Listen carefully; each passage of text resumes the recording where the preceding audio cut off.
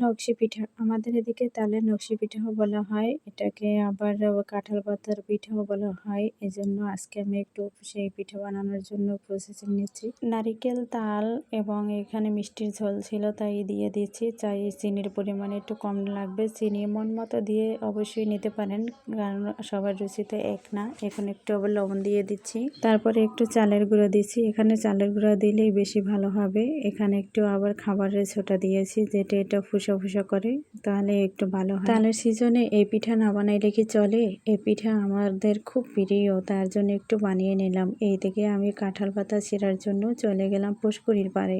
পুকুরের পাড়েই আমাদের কয়েকটি কাঁঠাল গাছ আছে, আমাদের বেশি দূরে যেতে হয় না, কাছেই কাঁঠাল গাছ আছে। এখান থেকে কিছু কাঁঠাল পাতা নিলাম, কাঁঠাল পাতা নিয়ে তারপর ওটা মোছা দিয়ে তারপর একটি খুল্লি দিয়ে বানাই নিলাম ঠুসির মতো, কোনার মতো নিয়ে একটি দাঁত খিল্ল দিয়ে ওটা আমি আটকিয়ে নিয়েছি। আপনারা যেভাবেই হোক এভাবে আটকিয়ে নিতে হবে, না হলে নিচ থেকে এটা ফাঁকা থাকলে অবশ্যই পড়ে যাবে। এবার আমি সব কিছু মেখে রেখেছিলাম আমি 2 ঘন্টার মতো। অনেকে অনেক সময় বেশি রাখে, কিন্তু আমি অল্প রেখেছিলাম। এখন আমি নারিকেল দিয়ে দিয়েছি, থেকে সিদ্ধ হয়ে গেছে। তার দুপুরের জন্য আজকে আমি পটল রান্না করব। পটলটা অন্য ধরনের একটু রান্না করে নিয়েছি। তেলের ভিতরে আমি ফোড়নের মতো দিয়ে দিচ্ছি একটু হলুদ আর লবণ দিয়ে। পটল ভাজি আমার কাছে খুব মজা লাগে, অন্তত এভাবে একবার হলেও রান্না করে খেয়ে দেখবেন, অবশ্যই খুব টেস্টি হয় পটল ভাজি। খাবারের ভিতরে এটা একটা ভালো ভাজি তরকারি, এমনকি পোলাওর সাথেও এটা শুধু তেলে ফ্রাই করে খাওয়া যায়।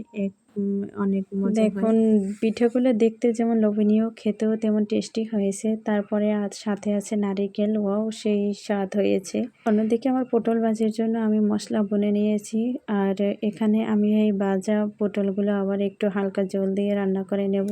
ভাজিটায় তেমন একটা ঝোল লাগবে না, কারণ আগে থেকে এটা সিদ্ধ হয়ে গেছে। এখন একটু অল্প জল দিয়ে আমি অল্প একটু সময় রান্না করে তুলে নেব। দেখেন এখন রান্না হয়ে গেছে, দেখতে যেমন লোভনীয় হয়েছে, খেতেও হেভি টেস্টি হয়েছে। যেমন চিংড়ি মাছ তেমন পটল ভাজি।